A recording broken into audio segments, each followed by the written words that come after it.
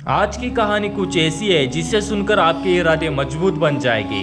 दो लड़कियां कैसे बनी इंडियन आर्मी के ऑफिसर, जानते हैं एक सच्ची कहानी आज की वीडियो में। यह कहानी है सपना और नेहा की। राजस्थान के एक छोटे से गांव में जन्मी थी सपना और नेहा। बचपन से ही वो दोनों एक दूसरे की परछाई थी, एक साथ खेलती, पढ़ाई करती और सपने बनाती। उनका सबसे बड़ा सपना था एक दिन इंडियन आर्मी की वर्दी पहनकर देश की सेवा करना, पर यह सपना बस सपना बनकर रह जाता अगर उनके हौसले मजबूत नहीं होते।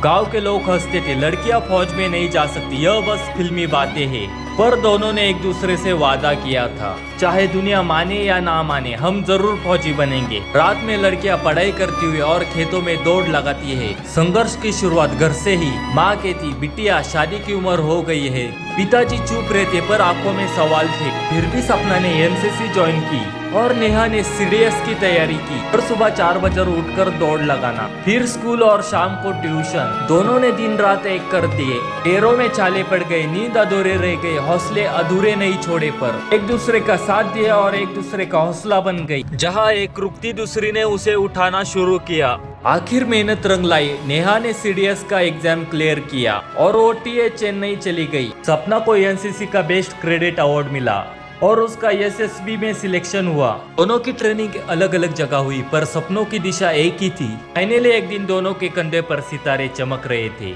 और देशभक्ति उनके आंखों से बह रही थी। वह दिन था जब दो बेटियां, दो सच्ची दोस्त बनी थी इंडियन आर्मी के अधिकारी। जब वर्दी पहनकर गांव में पहली बार लौट कर आई, वही लोग कहते थे लड़कियां क्या कर लेगी। आज वही गांव के लोग उनके सामने सलाम ठोक रहे थे। माँ के आंखों में गर्व था और पिता के आंखों में खुशी के आंसू। और नेहा ने सपना से कहा, देख हमने कर दिखाया, अब हमारी कहानी हर लड़की को हिम्मत देगी।